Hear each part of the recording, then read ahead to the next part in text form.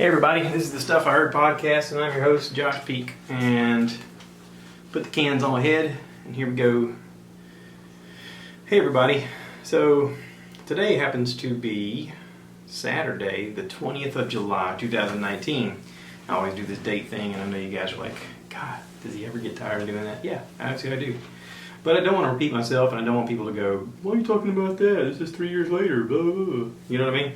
If you have like some kind of context of the date, then you go, okay, well that's where he was at this point in history, and we totally get it. Listen, we get it. You're in your own little world, dude. And I am. So, welcome to my little world. I did a podcast about a week ago in sort of a hurry because I had failed to do one, and I was on vacation, and I was trying to make up, and I'd forgotten about the things that I had listened to or said or done. And I even tried to make up last week and talk about some things, and I even missed some things then. It wasn't until after I'd hit record and all that stuff and published it that suddenly it dawned on me. I was like, oh crap, I forgot to talk about the other stuff. So anyway, let's talk about it, shall we? I finally got around to watching A Star is Born on HBO. Now, it doesn't have to be on HBO. I'm just saying it's on HBO right now. Now, this is the third remake of A Star is Born. I had watched it years ago when it was Barbra Streisand and Kris Kristofferson.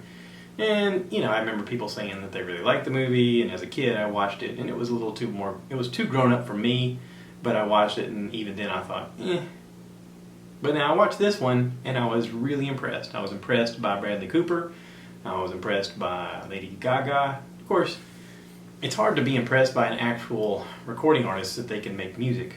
I mean, don't get me wrong, it is sort of like magic. I mean, they're creating something out of nothing. There is nothing, and then they go, huh, that's something. I can make something out of that. They may hear a chord, or they may hear a poem in their head that somehow turns into a verse, but then they can put it to life. And it's like creating an existence of something. I've often heard comedians talk about how they wish they were musicians, and how musicians wish that they were comedians. And in a discussion about it once, I heard somebody say, well, the thing about being a comedian is it's like a magic trick that you have to do every night, and you have to pretend it's the first time you ever did it, and the crowd has to be amazed whenever you pull the rabbit out of the hat. And you go, ta-da! And they go, oh my god, yeah! Whereas if you're a musician, you create it one time, and then you do the hits over and over and over. And they don't want you to do the new thing. They don't want the new hits. They don't, hey, this is one off our new album. Everybody goes, oh, okay. Yeah, it's new. The new stuff, yeah. So see, there's like a big back and forth. Comedians, for whatever reason, get up on stage and they tell their jokes. And it's literally a creation that they come up with, sometimes on the fly. Sometimes it's a honed act where they've done it and done it and done it so many times that they can get up there and on stage present to you this thing that they've come up with, this magic trick, if you will. And you go, that's really cool, that's awesome. And I want to see that one again next time. I want to see a new one. I mean, unless you're somebody who has, like, Ron White has the tater salad story. I mean, that's one of those stories where you hear it once and you could hear it again and you'd just be amazed again. You'd be like, God, it's a good story. Because it's a good story. It's a comedic story. Or like Bert Kreischer telling his machine story. It's a really good story. Or like, Bill Cosby, before all the allegations and rape stuff, telling a story about whatever. Him playing with his friends as a kid. Going to the dentist. That was one of my first comedy introductions, is watching Bill Cosby himself. He sat on stage in a chair and told this great comedy special, and it was really funny. And I don't think I've seen a single person do a comedy special since, sitting on a chair on stage. He had a rare talent. He also had a rare talent for drugging women, allegedly, and having sex with them, allegedly. So, oh Bill, jeez. But it's those stories, it's those abilities to tell you a funny story that you don't mind hearing more than once, and you actually look forward to it. I remember when Eddie Murphy came out with his first special, Delirious, we all went to school the next day and tried to tell each other the jokes. Oh my God, did you see that one where he did? And then you repeat it as best you can. You parrot it back to your friends and think, if they hadn't seen it, they would be amazed and they would think, "Oh my God, that's so funny!" You're like, I know, right? And it's all based on your ability to repeat it the right way with the right inflection and the right, storytelling ability as to whether or not it came across as funny, right? Now, if you're a musician and you come up with this magic trick, this ability to make a song, and you get on stage and you sing it, and then you go into a recording studio and you play it, people download it, or back in my day they would buy the tape or the record or CD, and you would have it and you'd play it at different times in your life, and music evokes an emotion. There are things about music where something happens in your life and you go, yeah, that really puts me back in my memory of this time where something happened in my life. That music is the soundtrack of whatever. So when that musician comes out with new hits, you go, yeah, but this one song I really connected with, or this one album I'm really connected with. For me, that would probably be Pearl Jam 10. It came out in a very pivotal time in my life where I was a young boy becoming a young man, and the music just hit a chord with me. Nirvana, Smells Like Teen Spirit. There's certain albums, certain songs that were pivotal in my life, and when I hear them, I'm like, oh yeah, this is great. And when you hear new stuff by Pearl Jam, it's like, yeah, I mean, don't get me wrong, they're still great live. They're a fun band to watch live. They still come out with a hit once in a while. You're like, that's a really good song, man. Really good. But for the most part, it's like, yeah, I mean, I like some hits from the other albums, the earlier stuff. I mean, I'm glad you guys are still rocking it. That's cool. It's the magic trick. And it's that sentiment of touching something in your life at a certain time. And in a way, comedy has sort of done the same thing for me. Bill Cosby doing his special himself. I was a young man. I think I was maybe in 7th grade when that came out, something like that. Eddie Murphy Delirious came out shortly after that. But, these things sort of sit in our brains and become memories and things that we use as markers in our life. And they want to be each other. And in this movie, Bradley Cooper actually went to musicians to learn how to play instruments and learn how to write music. From what I hear, he went to Willie Nelson's son to learn how to play guitar and spent a lot of time with him learning how to play guitar. I think he learned to write a song with him. At a certain point, he went to Eddie Vedder and hung out with Eddie Vedder for an extended period of time and learned how to write music with him and wrote a song with him. And it's the one song that I downloaded from the album. But the movie was good. Like, Lady Gaga did her thing. Like, she's a good performer. She can be somebody on screen. She can be an actress. She was an actress. She was a good actress in this movie. She's a good musician. She apparently worked with Bradley on this movie and said, listen, if you're going to do this, we got to really do this. So she invited him to come out and perform with her audience, like she's doing a show, and she's like, all right, I want you to perform in front of these people and see what it feels like. If we're going to do this for real, you need to do it for real. And that level of commitment and experimentation and basically getting your feet dirty in the process was important to tell the story the right way. And they did. They told a really good story. It's a sad story. I'm going to go ahead and tell you that now if you haven't seen it. Spoiler alert, it's a sad story. But it's done well. They did a good job. I like his character, even as flawed as he was. I wasn't as much into her character. I mean, basically because I'm a dude, and dudes tend to put themselves in other dudes' boots and go, what if I was that guy? What would I do? How would I react? And part of it is just the amazement of how he navigated his life in this movie as this character. And there are moments where you forget you're watching Bradley Cooper. I mean, he is that level of an actor now, as he can perform, and you go, wow, I'm bought in. Like, this guy is really, I feel for this guy. I mean, the stuff he's going through. Holy crap.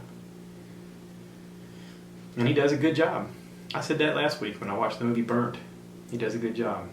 So, kudos to both Lady Gaga and to Bradley Cooper. You guys did a good movie. I also watched The Female Brain. It's on Hulu. I don't know if I talked about this before, but I'm just going to go ahead and mention it real quick. The Female Brain is a really good movie. Whitney Cummings wrote it with Neil Brennan. Some of you may know Neil Brennan from The Chappelle Show. He was a writer with Dave Chappelle. They created the show together. He's a stand-up comedian as well and does a lot of comedic writing. Him and Whitney are buddies. They co-wrote this. They acted in it. I think she and him also produced it. It's a good story. That you learn some stuff in the movie, and it's very entertaining. Blake Griffin, the basketball guy, my wife's like, which one is he? And I said, he's the one that jumped over the car in the slam dunk competition. She's like, oh, yeah, I remember that guy. Yeah, that's Blake Griffin. He is a powerful basketball player, and turns out he's a pretty good actor. There's some scenes in there where he is quite hilarious. I mean, he's got good timing. He's got good presence on the screen. He doesn't look like your typical what people would consider an oafish type athlete. He's very good in this. One of my favorite scenes, not to give anything away, but he's sort of playing himself as a basketball player who's married to a girl, and they're like a year into their marriage, and he gets injured, and he comes home and he's trying to rehab, and he's like, there's people around his house doing stuff. Like, he's got a guy that does the shopping, and he has a guy that does, fixing this and fixing that, and there's a guy that's supposed to redo their bathroom, and he's like, listen, I'm the man, I can do this, of course, I kind of, when you read that part, or you listen to that part, you're like, I can relate to this guy, because there's moments in your life where you think that. I mean, especially as a dad, or a father, or a husband, something comes up, something breaks, and you go, well, I could hire a guy, or, I could fix it, sure, why not? We got YouTube, I can watch on YouTube, and I can see if I can fix it. Heck, I've done that in my own life. I built this table, I built these chairs, just looking on YouTube and going, I think I could do that. But in his case, he can't do that. Which is, it happened. Listen, I've done projects before where I watched it on YouTube and I thought, I could do that, and then I ended up screwing it up. In his case, he was supposed to redo the bathroom, and he's putting tile on the wall with caulk instead of spackle. So it's a disaster. It has to be redone. Anyway, in my case, I had a TV break back when we had projection TVs. The flat screen TVs were coming out, and I had a projection TV that was a big one that still worked fine. We had something break on it. A microchip broke inside of it, and it caused there to be no picture. Now, this had happened a few years before, and we hired somebody who came out, and my wife was home when the guy came, and she says that he literally opened it up, took out the microchip, put a new one in, and goes, there you go. That'll be $100.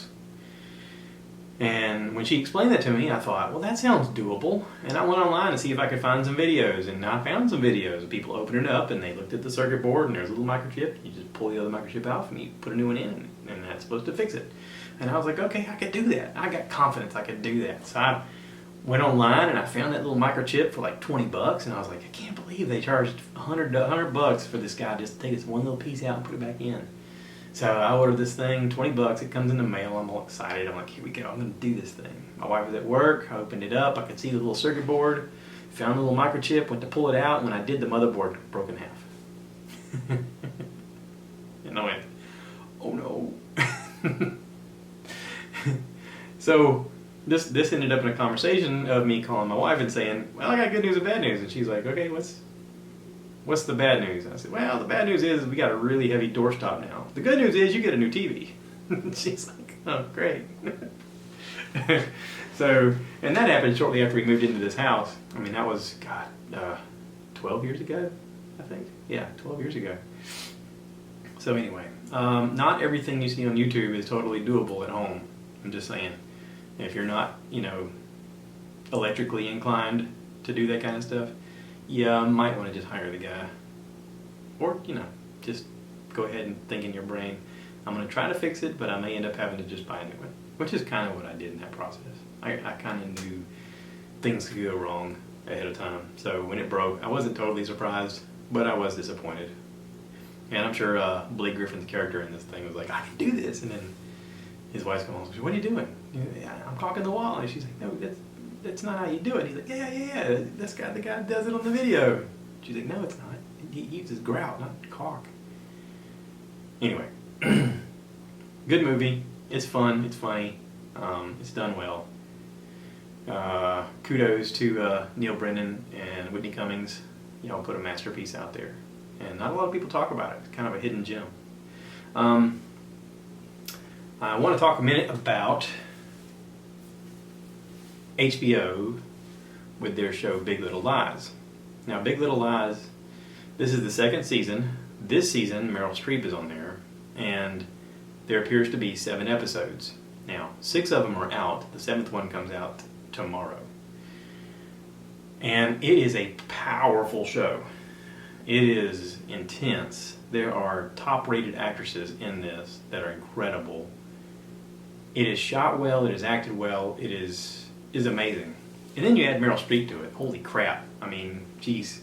Like you needed another thing to make this a good show. It is not for the light of heart. There are some troubling scenes in this. In season 1, one of the main storylines happens to be about a husband who is physically violent to his wife. And you find out later that he raped somebody. And it's tough. And towards the end of it, he's killed. Sort of by accident, but sort of not. And season 2 rolls into this because his mother is played by Meryl Streep. And she enters the picture, and it's like, holy crap, I can't believe she's in this. It's good. It's really good. If you haven't seen it, I highly recommend seeing Big Little Lies. Let's talk about some stuff I heard. All right? Because that's some stuff I saw. Let's talk about some stuff I heard. Flip my little phone open because I made notes. I made notes, guys. Look how prepared I am. I feel all accomplished and stuff. Doobie-doo. I listened to Leanne Kreischer's Wife of the Party, episode 76. I listened to this actually with my wife while we were on vacation, but I forgot to talk about it. Book Club, Rabbit, the autobiography of Miss Pat.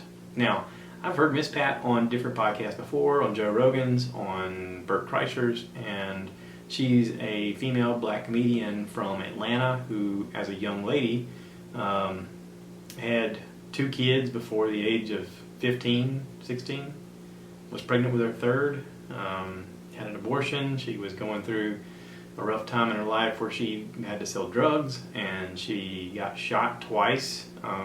She was in abusive relationships, and she made it out the other end, and she tells her story, and it's really good. And this discussion with the ladies is all talking about it without really giving anything away.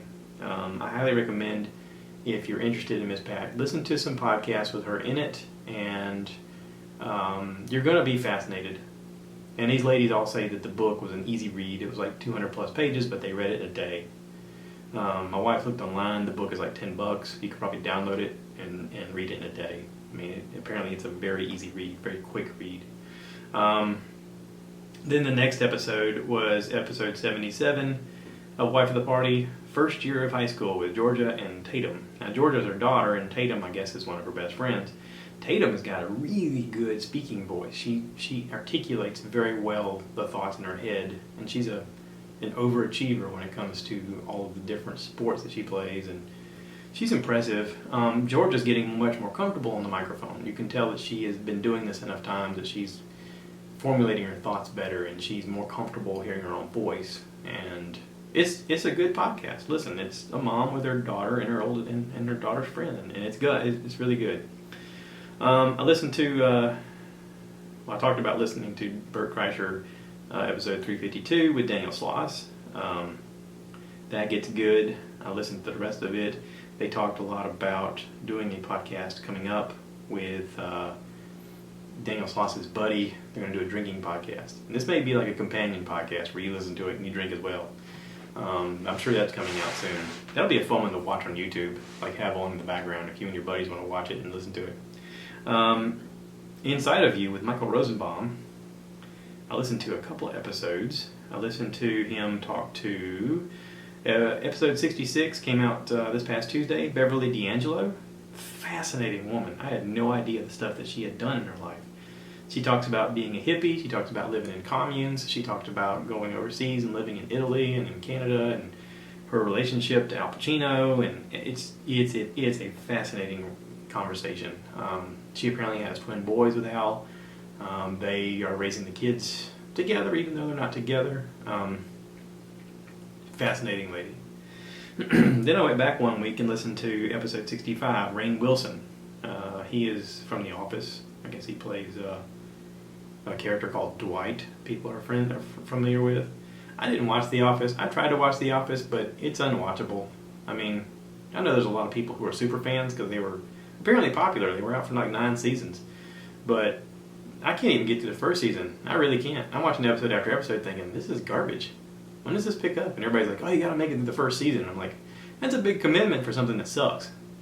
You're going to watch a whole year of something that sucks to watch something that finally gets good? Can I just skip to season 2? I'm kind of curious about that. If you've watched The Office and you're into it and you think that I should just skip to season 2, let me know. Like, seriously, just drop me a line and let me know. Then I listened to Joe Rogan, of course. Gotta listen to Joe Rogan, man. He's the bomb. Episode 1324 came out July 11th with Ian Edwards, stand-up comedian, also the host of his own podcast called Soccer Comic Rant. It's on iTunes and Stitcher. He has a new special that came out at midnight on July 12th on Comedy Central.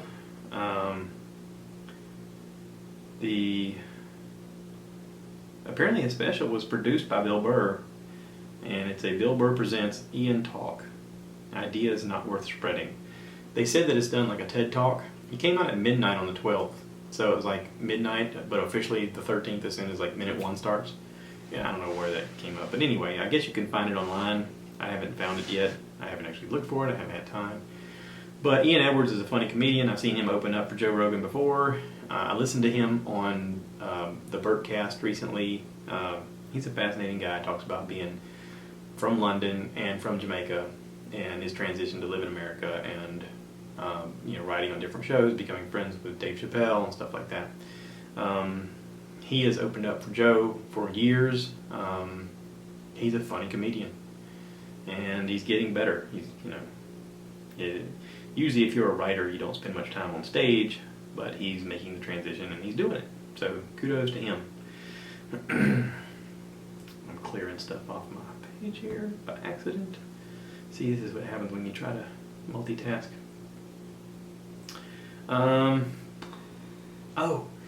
Hulu has a show called Catch-22. I think it's created by George Clooney. It's come up as he's like a director and a writer on the show, and he acts in it. Catch-22, I don't know if this is based on the book, and I've talked about this before. This guy is in the military, and he's flying these missions as a bombardier during World War II. And I think it's World War II. Anyway, he's having a hard time. He wants to go home. He don't want to keep doing these missions. He's scared he's going to die. And every time he goes out on a mission, something bad happens. Not every time, but anyway, you get the point. It's war. People die. And it's not good.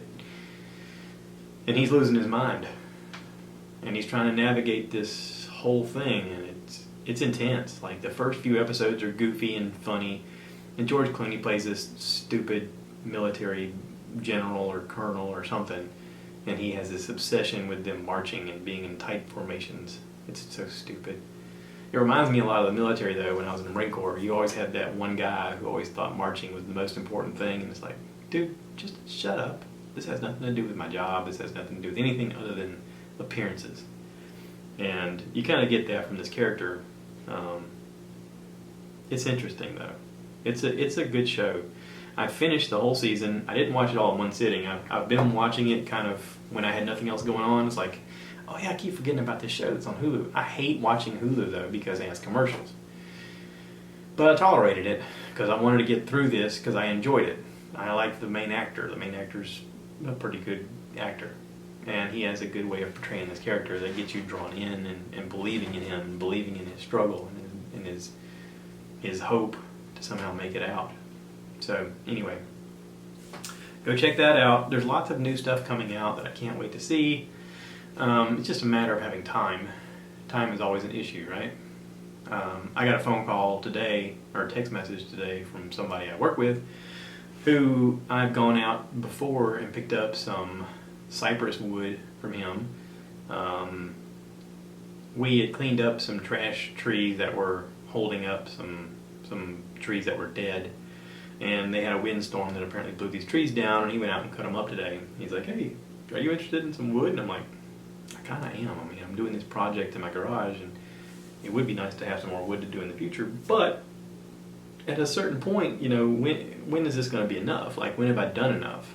I'm not exactly sure what the future of this is, if it's going to be an ongoing hobby or if it's going to be something that I just do and I'm done because I've built the things I want to build. I don't know. But right now, it's interesting, and I mean, I have the availability, which I didn't have before. So, with that being said, let me also say this. My wife decided that she wanted to clean the garage this week, and nothing do her than me take down the blinds so that she could clean them. I have 3 windows in the garage. And then the garage really hasn't been cleaned like that since we moved in 12 years ago. And she took down the blind, or I took down the blinds. She cleaned them intensively, cleaned the windows inside and out, cleaned the garage, vacuumed the garage, and it looks extremely clean right now. But she's telling me she wanted to do all this, and I said, you do know I'm not done, right? Like, you know, you're gonna clean it up, and I'm just gonna make it a mess again. And she's like, yeah, but I gotta have this to do. I'm like, okay, fine. I'll help you out. So I allowed her to clean up. Of course, she did say before I went to bed one night, she's like, you know, we need to throw away some of that stuff in the garage. I was like, just slow down. You got every other room in the house. Leave my garage alone. Just leave it alone. Leave it alone. To back away slowly. Don't touch nothing. Don't mess with nothing. Just leave it alone. I mean, listen, if you're a lady out there and you're listening to this, sometimes your guy just needs a little space to do things, okay? Just to be a guy. Just to hang up a stupid poster of George Washington driving a Dodge Challenger, or or a fishing hook that's way too big to actually catch a fish because your grandfather used to tell you that he had that to catch the big one day, and it's a sentimental thing, and I got it on my wall. I mean, come on, just leave it alone. Leave it alone. Okay? I gotta have that. I got it. I'll let you fuss about the sheets all the time. I'll let you complain about things being obsessively clean. Okay, that's fine. Stuff in the house is fine. Just leave the garage alone. Now, I said that to say this. The garage does look a lot better. And thank you, sweetheart. I appreciate your hard work, and you did a great job. I had no doubt. But please don't throw anything away. Just saying. Alright, I'm going to wrap this up. Hope everybody's doing well. I appreciate everybody for sticking in there with me, and you know, watch some of this stuff on TV or listen to some of these podcasts. It's pretty good. Special prayer goes out to some of my friends. One of them found out recently that his wife got laid off from her job, which tends to be going around lately. Right now, there's 3 of us who our wives have lost their job, and it's a bit shocking. So, hope everybody pulls through. Special prayer for Josh West's dad. He got jumped and beat up by 3 dudes, and hoping he has a full recovery. So, anyway, y'all take care. Thanks for listening. Remember to rate, review, subscribe, and share with your friends. And if you don't hear it anywhere else, I love you. Y'all have a great day. Cue the cow, baby. Moo!